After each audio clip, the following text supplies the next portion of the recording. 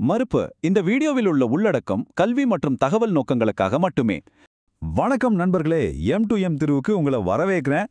இன்னைக்கு நாம இந்திய ஃபார்மா மார்க்கெட்ல நடந்த ஒரு ரொம்பவே சுவாரஸ்யமான ஒரு புதிரான பிசினஸ் ஸ்ட்ராட்டஜியை பத்தி தான் அலச போறோம்.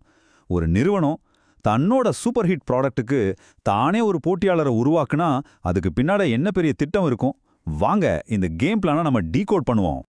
இந்த ஒரு கேள்விதான் இந்த முழு வியூகத்தோட மையப்புள்ளி.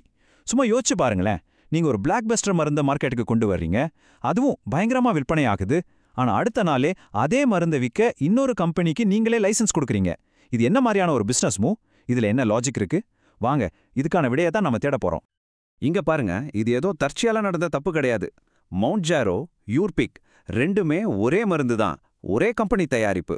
ஏன் விலைய கூட பாருங்க, ரெண்டும் ஒன்று தான். இது ரொம்பவும் கவனமா பக்கா பிளான் பண்ணி செஞ்ச ஒரு மாஸ்டர் பிளான்.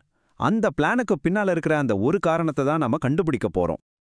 இந்த புதிரை விடுவிக்க முதல்ல இதுல சம்பந்தப்பட்ட ரெண்டு முக்கியமான பிளேயர்ஸை பார்ப்போம். ஒரு பக்கம் அமெரிக்க மருந்து உலகின் ஜாம்பவான் ஈலி லில்லி, இன்னொரு பக்கம் இந்திய ஃபார்மா மார்க்கெட்டின் கிங் சிப்லா. இவங்க ரெண்டு பேரும் டிரிசபடைட் அப்படிங்கிற ஒரு மருந்துக்காகத்தான் கைகோத்திருக்காங்க. சரி, முதல்ல இந்த ஒப்பந்தத்தோட அடிப்படை விஷயங்களை பார்த்துடலாம். அக்டோபர் 23, 2025 அமெரிக்காவோட இன்னோவேட்டர் கம்பெனி ஈலி லில்லியும் இந்தியாவோட டிஸ்ட்ரிபியூஷன் கிங் சிப்லாவும் ஒரு டீல் போடுறாங்க. ஒரே மருந்த மவுண்ட்ஜாரோ, யூர்பிக்னு ரெண்டு அலகலக பேர்ல விற்க போறாங்க. இங்க தான் இந்த ட்விஸ்டே. ரெண்டு பிராண்டோட விலையும் ஒண்ணு. சரி, இது ஏன் இப்படி பண்ணாங்கன்னு வர்றதுக்கு முன்னாடி இந்த மருந்து ஏன் இவ்ளோ முக்கியம்னு முதல்ல புரிஞ்சுக்குவோம். முதல்ல புரிஞ்சுக்கோங்க, டிரிசபடைட் ஒரு சாதாரண மருந்து கிடையாது. அது ஒரு கேம் சேஞ்சர். சொல்லப்போனா ஒரு மெடிக்கல் மிராக்கல்னே சொல்லலாம். அதனால தான் இவ்ளோ பெரிய ஒரு வியூகம் அதுக்காக வகுக்கப்பட்டிருக்கு. இதோட சயின்ஸ் ரொம்ப சிம்பிள். இது ஒரு ட்வின் கிரெடின்.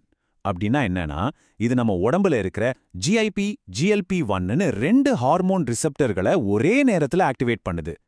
சுருக்கமா சொல்லணும்னா, மத்த மருந்துகளை விட எடை குறைப்புலையும் சர்க்கரை நோய் கட்டுப்பாட்டிலையும் இதோட செயல்பாடு பல மடங்கு பவர்ஃபுல். இந்த நம்பரை பாருங்க, 22%.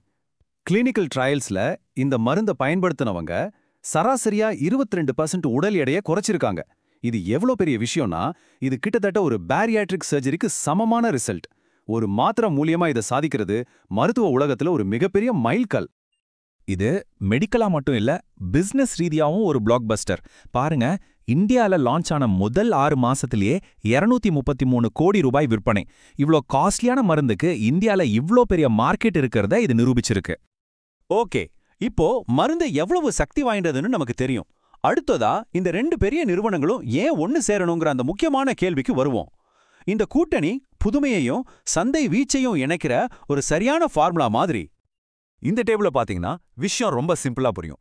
ஒரு பக்கம் ஈலி லில்லி, புது மருந்துகளை கண்டுபிடிக்கிறதுல அவங்க தான் எக்ஸ்பர்ட். ஆனா அவங்களோட ரீச் மெட்ரோ நகரங்களோட சரி. இன்னொரு பக்கம் சிப்லா, இந்தியாவோட மூளை முடுக்கெல்லாம் அவங்களோட டிஸ்ட்ரிபியூஷன் நெட்வொர்க் இருக்கு. சோ ஒருத்தரோட பலம் இன்னொருத்தரோட பலவீனம். இது ஒரு பர்ஃபெக்ட் மேட்ச் இல்லையா? இப்போ அவங்களோட கேம் பிளான் என்னன்னு புரியுதா? இது ஒரு இருமுனை தாக்குதல். லில்லி மவுண்ட்ஜாரோ பிராண்டை வச்சு பெரிய நகரங்கள்ல இருக்கிற ஸ்பெஷலிஸ்ட் டாக்டர்களை டார்கெட் பண்ணுவாங்க. அதே நேரம் சிப்லா யூர்பிக் பிராண்டை வச்சு டயர் 2, டயர் 3 நகரங்கள், கிராமங்கள்னு எல்லா இடத்துலயும் இருக்கிற பொது மருத்துவர்களை சென்றடைவாங்க. மொத்தத்துல இந்திய சந்தையை எவ்வளோ சீக்கிரம் முடியுமோ அவ்வளோ சீக்கிரம் முழுசா பிடிக்கிறது தான் அவங்களோட ஒரே இலக்கு. ஆனா இங்க ஒரு கேள்வி வருது. எதுக்கு இவ்ளோ அவசரம்? ஏன் இப்படி ஒரு போர்க்கால வேகத்துல மார்க்கெட்டை பிடிக்கணும்? ஏன்னா அவங்க கண்ணுக்கு ஒரு பெரிய ஆபத்து தெரியுது. ஒரு டைம் பாம் ஓடிக்கிட்டே இருக்கு. இந்த வியூகத்தோட மிக முக்கியமான புள்ளி இதுதான். அவங்களோட உண்மையான போட்டி மவுண்ட்ஜாரோவும் யூர்பிக்கும் கிடையாது. அவங்களோட உண்மையான எதிரி வரப்போகும் பேட்டன்ட் சரிவு, அதாவது பேட்டன்ட் கிளிஃப். இந்த டைம்லைன் தான் முழு கதைக்குமான சாவி. இங்க பாருங்க, 2026ல அவங்களோட நேரடி போட்டியாளரான நோவோ நோர்டிஸ்கோட செமாக்ளோடைட் அப்படிங்கிற மருந்தின் பேட்டன்ட் முடியுது. அதுக்கப்புறம் என்ன நடக்கும்னு நினைக்கிறீங்க? அதே ஃபார்முலால பல கம்பெனிகள் ரொம்ப குறைஞ்ச விலையில ஜெனரிக் மருந்துகளை சந்தையில வெள்ள மாதிரி கொண்டு வந்து கொட்டுவாங்க. அந்த ஜெனரிக் சுனாமி வர்றதுக்குள்ள லில்லி சிப்லா கூட்டணி தங்களோட பிராண்டை மக்கள் மனசுல ஆழமா பதிய வச்சு மார்க்கெட்டை ஆதிக்கம் செலுத்தணும். இதெல்லாம் அவங்களுடைய பிளான். சரி, இப்ப நாம இந்த புதிரோட கடைசி பகுதிக்கு வந்துட்டோம். இந்த ஒப்பந்தத்துல ஷிப்லாவோட நீண்டகால திட்டம் என்ன? இந்த பிசினஸ் வெற்றியில நோயாளிகளுக்கு என்ன பங்கு இருக்கு? வாங்க பார்க்கலாம். இங்க தான் சிப்லாவோட மாஸ்டர் பிளான் ஒளிஞ்சிருக்கு. நல்லா கவனிங்க. இன்னைக்கு ஈலி லில்லி தன்னோட பணத்தை செலவு பண்ணி சிப்லா மூலமா இந்தியா முழுக்க இந்த மருந்துக்கான ஒரு பெரிய மார்க்கெட்டை உருவாக்குது. அதாவது டாக்டர்களுக்கும் நோயாளிகளுக்கும் இந்த மருந்தை பழக்கப்படுத்துறாங்க. நாளைக்கு இந்த மருந்தோட பேட்டன் முடிஞ்சதும் சிப்லா என்ன பண்ணும்? இதே ஃபார்முலால தன்னோட சொந்த ஜெனரிக் மருந்தை தயாரிச்சு ஏற்கனவே ரெடியா இருக்கிற இதே மார்க்கெட்ல விற்கும். சிம்பிளா சொன்னா, போட்டியாளரோட காசுல தன்னோட எதிர்கால பிசினஸுக்கான அஸ்திவாரத்தை சிப்லா கட்டுது. இதுதான் உண்மையான செஸ் மூவ். ஆக இது 2 பேருக்குமே வெற்றி தான். லில்லி ஜெனரிக் மருந்துகள் வர்றதுக்கு முன்னாடி சந்தையை பிடிச்சு தன்னோட பிராண்டை நிலைநிறுத்துது. சிப்லா எந்த ரிஸ்க்கும் இல்லாம ஒரு புது மார்க்கெட்குள்ள நுழைஞ்சு தன்னோட எதிர்கால ஜெனரிக் மருந்துக்கான தளத்தை அமைக்குது.